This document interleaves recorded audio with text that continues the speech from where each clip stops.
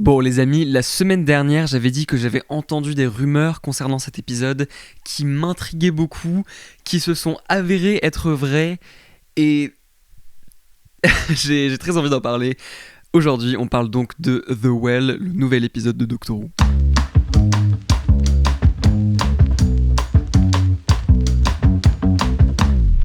Bonjour à tous, j'espère que ça va bien. Bienvenue sur ma chaîne YouTube où on parle de pop culture dans un format podcast, discussion, chill, comme ce que vous êtes en train de regarder. Vous pouvez vous poser, faire autre chose en même temps. Voilà, aujourd'hui on se retrouve pour les récaps de Doctor Who, c'est tous les dimanches. Aujourd'hui on parle de l'épisode 3 de la saison 2, The Well. Si vous suivez un petit peu la chaîne, vous savez que c'est un épisode qui me hypait énormément. Je trouvais que les trailers avaient l'air trop bien, ça avait l'air de faire un peu peur, un épisode un peu mystérieux et tout. Et encore une fois, cette vidéo contiendra des spoilers, cela va de soi dans une vidéo qui parle d'épisodes de série, mais je préfère prévenir parce que effectivement il se passe des dingueries dans cet épisode, donc voilà, vous êtes prévenus. Bon, j'ai pas mal de choses à dire sur cet épisode et je pense que la plupart des trucs que j'ai à dire sont plutôt positifs. J'ai trouvé cet épisode globalement très cool, encore une fois un épisode qui était très différent de la semaine dernière, qui lui-même était très différent de la semaine d'avant, donc pour l'instant on a une saison qui est extrêmement variée. Il y a certains détails précis par rapport à l'histoire dont on va évidemment parler, mais faisons un peu dans l'ordre. Alors le Docteur et Belinda arrivent sur cette nouvelle planète qui est 400 000 ans dans le futur, et un des premiers points positifs pour moi dans cet épisode, c'est la relation entre le Docteur et Belinda qui commence à se développer de plus en plus chaque épisode. Ils sont encore vraiment au début de leur relation, mais là j'ai l'impression qu'en 3 épisodes on a déjà développé leur relation beaucoup plus qu'avec Ruby Sunday dans la première saison. Là on a ces séquences que j'adore au début et à la fin de l'épisode, qui se passent dans le TARDIS et qui permettent de créer une vraie continuité entre les épisodes et une vraie cohérence dans la saison, ce qui est un truc qui manquait désespérément dans la première saison, genre ces petites scènes au début où le Docteur et compagnon passent du temps ensemble dans le TARDIS et on développe un peu leur relation. Il y a vraiment ce lien entre tous les épisodes, c'est-à-dire qu'au début de cet épisode ils sont encore dans leur outfit de l'épisode précédent, et il y a cette séquence qui peut-être sera dans tous les épisodes du coup où ils changent leur outfit. La semaine dernière je me suis juste dit que ça serait en référence à The Devil's Squad l'année dernière, mais en vrai ça pourrait être un truc qui pourrait faire toutes les semaines, genre une petite tradition, étant donné que ce Docteur a un outfit différent toutes les semaines. Pourquoi pas avoir une petite séquence musicale où il se change avec le même plan, le sorte de plan séquence qui les suit, avec le montage où il se change. C'est toujours très drôle, très fun comme moment, avec notamment Toxic de Britney Spears. C'est pas la première fois qu'on entend Toxic de Britney Spears dans un épisode de RTD dans Doctor Who. Mais voilà, cette séquence trop cool, que ça soit au début ou à la fin de l'épisode, j'ai adoré. Et ouais, encore une fois ça manquait dans la première saison, donc ça fait trop plaisir de voir ça. Et j'ai vraiment l'impression qu'ils commencent plus à se connaître. Belinda n'hésite pas à remettre le Docteur à sa place, comme c'est établi depuis le début de la saison. Il y a un peu de conflit entre ces deux personnages, et en même temps leur relation est vraiment complexe et adulte. Ils sont pas juste non plus en train de s'engueuler tout le temps. Tu sens que Belinda commence à un peu apprécier le Docteur et voir plus de façades de ce personnage, même si elle sait qu'il peut être dangereux, elle le fait même pas entièrement confiance, j'ai l'impression, notamment au début de l'épisode où elle est là genre est-ce que tu peux vraiment me ramener chez moi, genre tu me promets ça, mais est-ce que vraiment tu le peux? Et on a cette scène où le Docteur lui dit vraiment je vais te ramener chez toi, I do, I will. C'était une super scène. Et ensuite ils arrivent sur cette planète. D'ailleurs je me suis posé une question, genre le moment où ils changent d'outfit et ils se mettent dans le sorte de costume de l'espace, on dirait un peu un truc de Marvel, et justement les costumes ont été faits par les mêmes gens qui font les costumes de Marvel, donc c'est pas une totale coïncidence. Mais comment est-ce que le Docteur et Belinda savaient exactement quel costume mettre? Genre comment ça se fait qu'ils... Enfin je sais pas. Est-ce que j'ai loupé un truc? Dites-moi en commentaire, mais ça m'a semblé être une petite incohérence. Bon bref, c'est pas très grave. Ils arrivent ensuite sur cette planète déserte où ils découvrent cette base abandonnée avec plein de cadavres, littéralement, de gens qui se sont visiblement entretués et qui sont devenus fous.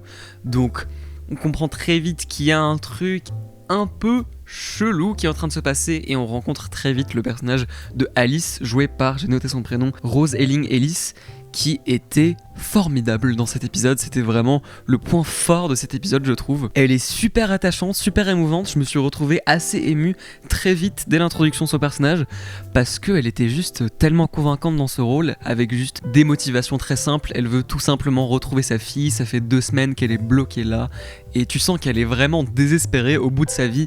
En même temps, normal, tu me fous dans une base comme ça où je suis seul pendant 2 semaines, je pèterai un câble très vite.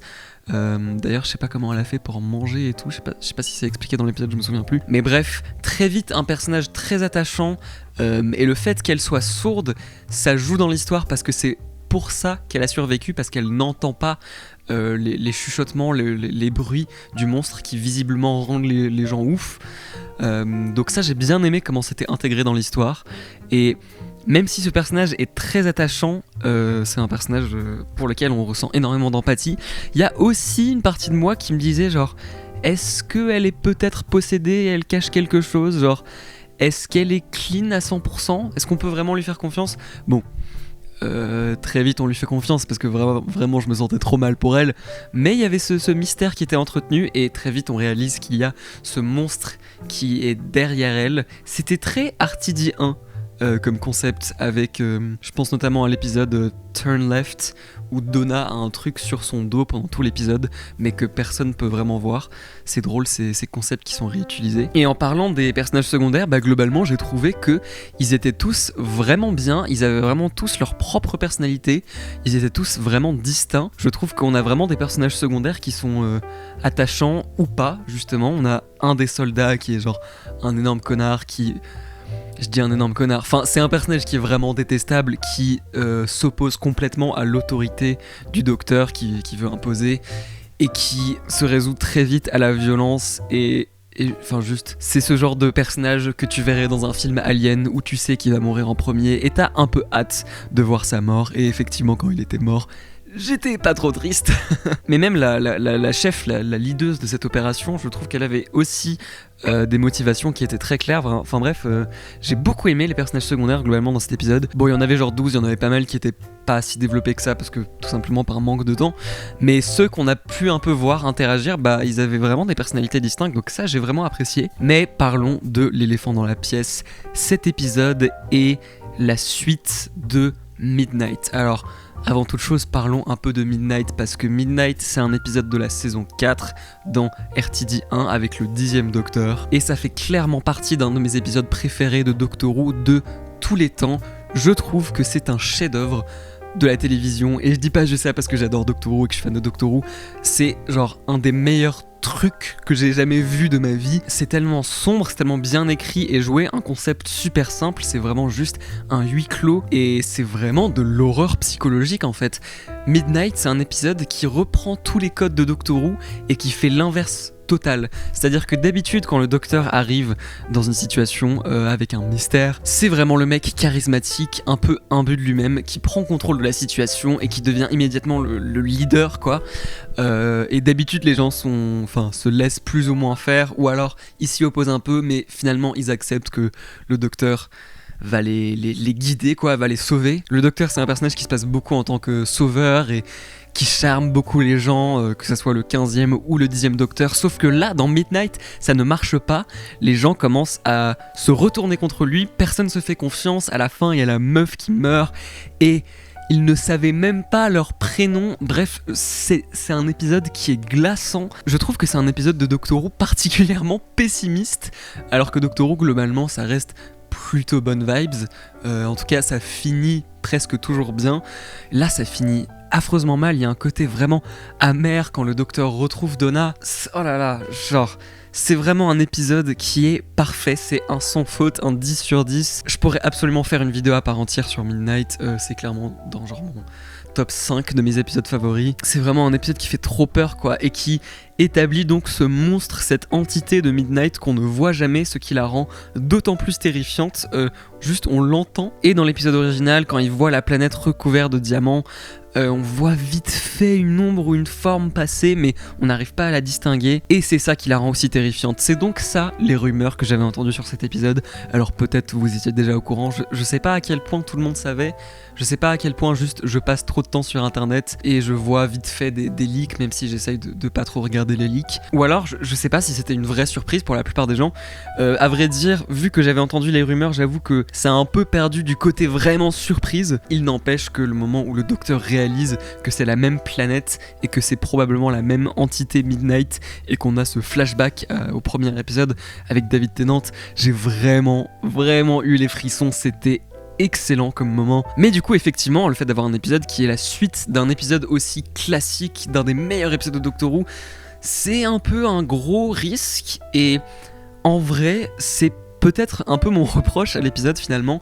Je me demande si cet épisode n'aurait pas été mieux s'il n'y avait pas ce lien à Midnight, parce que finalement là je parle beaucoup du premier épisode Midnight et il y a malheureusement une comparaison qui est faite, et effectivement quand on compare les deux épisodes, Midnight est bien au-dessus, et je dois dire que pour moi le fait de construire cet épisode comme une suite de Midnight, ça a fait que mes attentes étaient super hautes, probablement beaucoup trop haute, et j'ai eu un léger sentiment de frustration à la fin de l'épisode. Genre, j'ai trouvé que dans le troisième acte, tout était résolu de façon un peu rapide. Alors globalement, j'ai trouvé cet épisode super bien rythmé, et c'est un truc qu'on avait aussi dans l'épisode de la semaine dernière. Vraiment, l'épisode prend son temps de vraiment installer l'ambiance, et là, cet épisode est super bien rythmé. J'ai adoré le premier acte où on découvre un peu ce lieu, mais finalement, l'entité Midnight, cette sorte de créature ou cette vie qui n'a pas de forme physique, je pense, on la voit faire très peu de choses. Genre, elle balance quelques personnes, elle tue pas mal de gens. J'ai bien aimé cette séquence, j'ai trouvé que ça mettait bien les enjeux en place. Genre, juste, il tue 6 personnages comme ça, même si on se doutait un peu qu'ils allaient pas tous survivre. Faudrait qu'un jour ils fassent un épisode comme ça où genre ils introduisent plein de personnages secondaires, mais qu'au final tout le monde survit. Ça serait super surprenant s'ils faisaient ça un jour. Genre, si un jour il y avait un personnage qui faisait genre Docteur, j'ai trop hâte de voyager avec toi, et que le docteur dit ouais carrément, et qu'au final elle survit vraiment.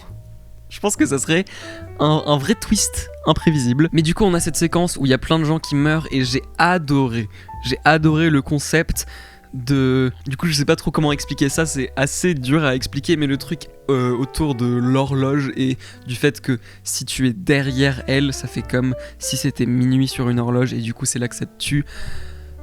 J'ai adoré ce concept, c'était très Doctor Who, franchement c'était un peu du génie. Mais pour revenir à mon point initial, j'ai trouvé que finalement il se passe pas tant de choses que ça dans cet épisode en fait.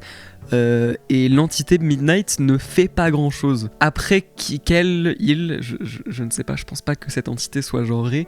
Après que cette entité ait un peu tué toutes ces personnes et jeté ces gens partout, il y avait pas de sang, ça reste Doctor Who, mais on entend quand même des os qui se cassent et tout. C'était quand même un peu brutal. Mais après cette séquence, finalement elle fait pas grand chose d'autre quoi. Et l'épisode se conclut assez rapidement, et très vite on entend la musique triomphante du 15e Docteur quand il commence à résoudre cette situation, et ça a pris une tournure beaucoup plus classique Doctor Who.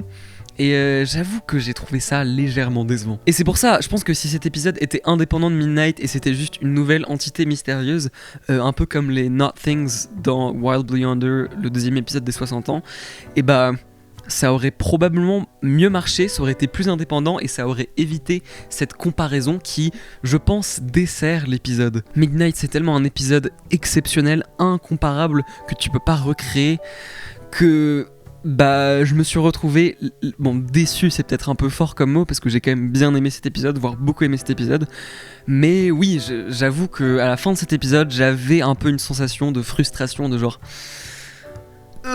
Et c'est aussi dû au fait que je pense que cet épisode aurait dû durer 1 heure. Je pense qu'il aurait fallu avoir 15 minutes de plus. Je pense que cet épisode aurait même dû être en 2 parties. Si on était dans RTD 1, là, cet épisode, c'est sûr, il aurait duré 2 parties. Mais manque de temps, on a que 8 épisodes, on veut faire d'autres aventures. Les seuls épisodes qu'on va avoir en 2 parties, c'est les 2 derniers. Bon, c'est déjà cool, mais c'est très regrettable, je trouve, et on revient toujours à ce même problème que je répète, j'ai l'impression toutes les semaines, mais de la limite des 8 épisodes qui, je trouve toujours, est très, très maigre. Enfin, ça limite beaucoup, quoi, l'ambition qui est assez énorme des histoires. Je sais pas, en fait pour moi ce qui marchait tellement bien avec le premier épisode Midnight, c'est que il y avait un vrai côté justement pessimiste comme j'ai dit, où tout se passe hyper mal et ça se termine mal.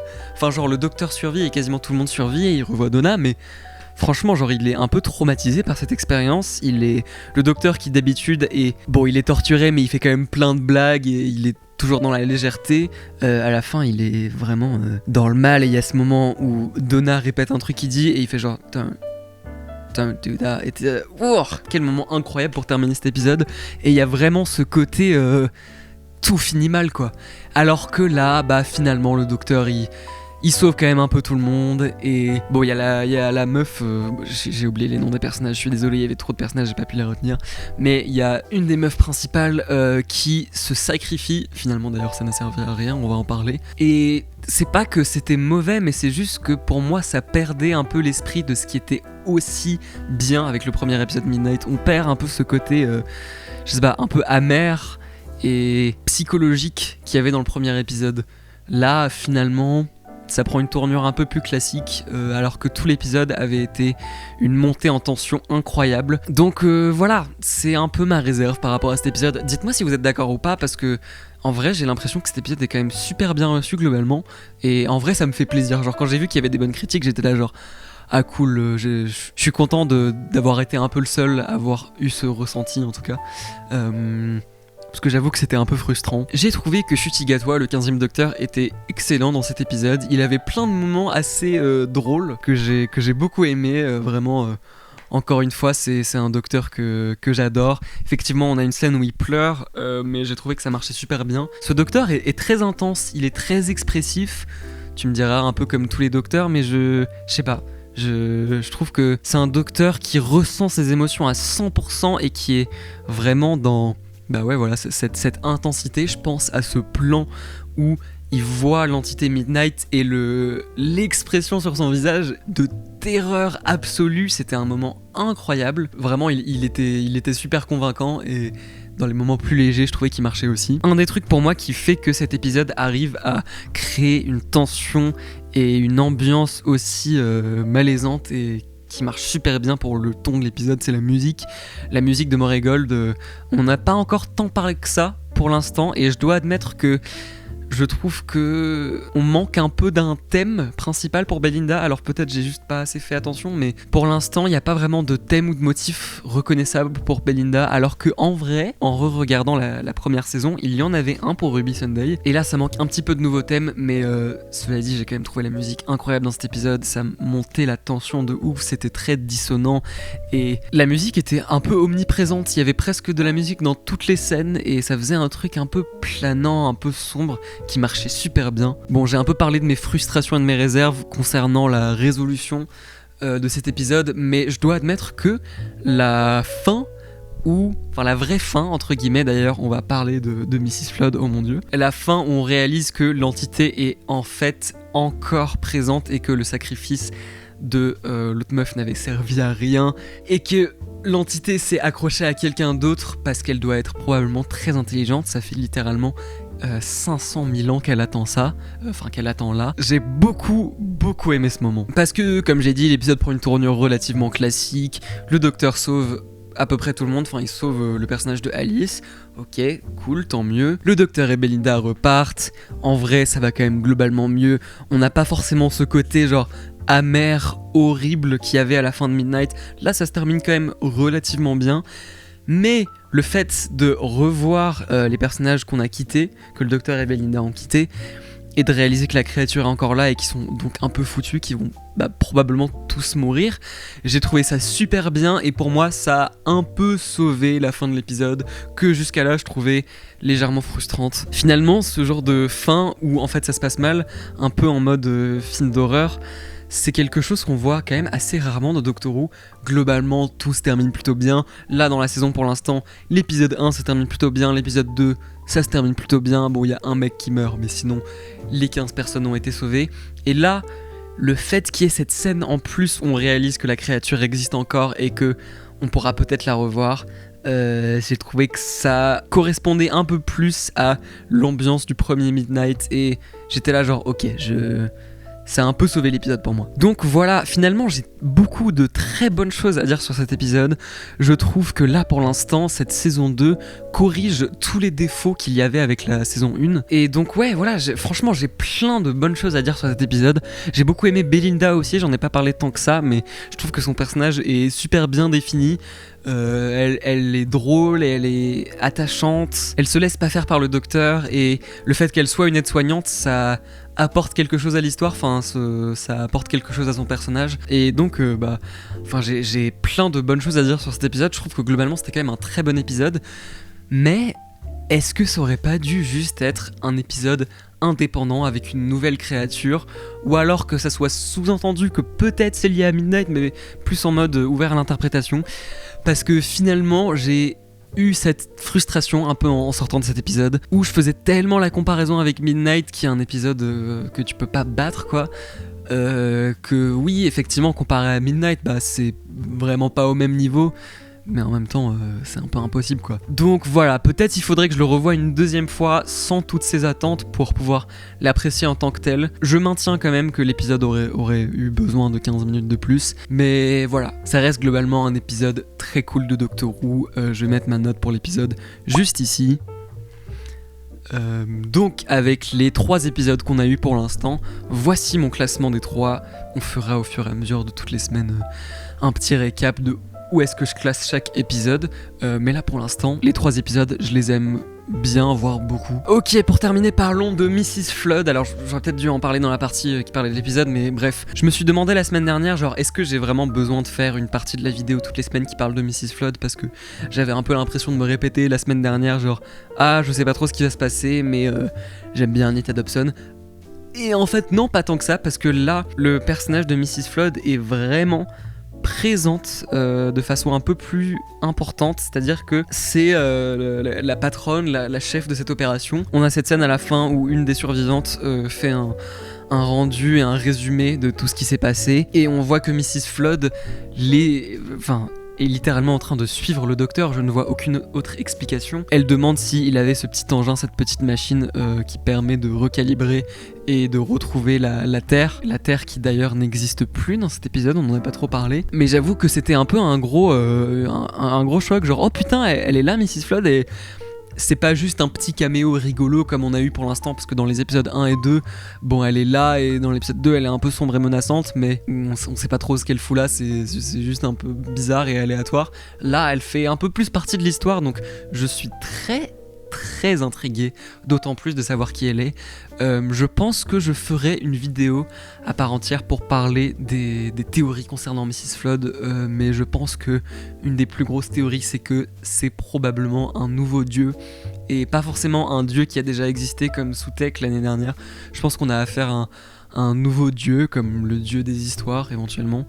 Bref, donc j'ai beaucoup aimé cette scène, on verra où ça mène. Next time, la semaine prochaine, l'épisode 4 s'appellera Lucky Day, et je dois admettre que c'est l'épisode probablement qui me hype le moins cette saison. Alors j'ai toujours hâte de le voir parce que voilà, c'est Doctor Who. Pour l'instant j'aime bien cette saison et j'ai toujours hâte quand il y a un nouvel épisode, mais de tous les épisodes de cette saison, je sais pas, j'avoue que quand j'ai vu le trailer à la fin de l'épisode, je me suis dit ok, on fait un épisode sur Ruby Sunday, et en vrai, avec le temps qui passe, je me dis que Ruby Sunday, je m'en fiche un petit peu. En fait, j'aime beaucoup Millie Gibson et c'est pas un compagnon qui m'a déplu. J'ai trouvé qu'elle était très cool. C'est un personnage pour qui on ressent un peu d'empathie, mais sa relation avec le docteur dans la saison 1 n'évolue jamais vraiment tant que ça. Et dans la saison 1, on est tellement concentré sur le mystère autour de Ruby Sunday. Qui est la mère de Ruby Sunday? Pourquoi il neige? C'est tellement axé sur le mystère que finalement on passe plus de temps sur le mystère que sur le personnage humain, tout simplement. Et je trouve que dès que Doctor Who prend cette approche un peu mystère, qui est ce compagnon, quel est le lien avec ce compagnon, et bah souvent ça marche pas. Et là pour l'instant moi je suis tellement investi dans ce qui se passe avec le Docteur et Belinda, je suis tellement en train d'apprécier cette saison que le fait d'avoir un épisode centré sur Ruby Sunday, j'avoue que ça sort un peu de nulle part, Alors on savait qu'elle allait être dans la saison 2, c'est pas une surprise. Et puis même on se doutait qu'il allait avoir un épisode comme ça vu les trailers.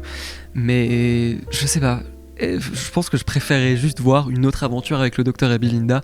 Et nom de Dieu, j'espère que ça va pas être un épisode Doctor Light. J'en ai déjà un peu parlé, j'en ai déjà beaucoup parlé, du fait que l'année dernière on avait eu 2 épisodes Doctor Light dans la saison 1. Et pour moi c'est un gros problème parce qu'on a déjà une saison qui est très courte. Si en plus t'as 2 épisodes Doctor Light, ça fait que le Docteur est finalement plutôt absent. Et là, si on a encore un épisode Doctor Light, ça va m'embêter. Bon, on sait que le Docteur est présent dans l'épisode, et bon déjà, on sait qu'il y aura des flashbacks, c'est pas un spoil, hein, c'est dans le trailer. On sait qu'il y aura des flashbacks de lui avec Ruby Sunday, et on a aussi un plan où on le voit arriver avec Belinda, où il donne une clé. Donc j'espère que qu'il sera vraiment une présence importante dans l'épisode, et que ça sera pas uniquement centré sur Ruby. Bref, je vais pas paraître trop pessimiste, en vrai ça se trouve l'épisode sera grave cool, on n'en sait rien. C'est pas l'épisode qui attise le plus ma curiosité, mais on verra. Bon les amis, ça va être à peu près tout pour aujourd'hui, merci d'avoir regardé jusqu'au bout, ça fait toujours plaisir. Et j'ai l'impression qu'il y a de plus en plus de gens qui ont découvert la chaîne la semaine dernière, donc c'est cool. Si vous êtes un nouvel abonné, bah bienvenue, ça fait trop plaisir. N'hésitez pas à me dire ce que vous avez pensé de cet épisode en commentaire, je serais super curieux de savoir les avis. Est-ce que vous avez eu la même frustration que moi, ou est-ce que vous avez juste trouvé l'épisode trop cool à part entière? Je réponds à tous les commentaires. Petit détail concernant la semaine prochaine, je pense que la vidéo pour l'épisode 4 la semaine prochaine sortira probablement pas le dimanche. D'habitude ces vidéos sortent tous les dimanches, mais la semaine dernière j'ai des trucs de prévus, des trucs dans ma vie personnelle, donc il y a grave moyen que la vidéo sorte le lundi soir plutôt que le dimanche soir. Je vais essayer pour dimanche, mais c'est beaucoup plus probable que ça soit lundi. Voilà, peut-être on s'en fout un peu, mais je préfère prévenir vu que je dis que c'est toutes les semaines. Voilà, merci encore beaucoup d'avoir regardé. Vous pouvez retrouver tous les liens de mes réseaux sociaux et de ma chaîne principale dans la description. Je vous dis à très bientôt pour de nouvelles vidéos. Je vous fais de gros bisous.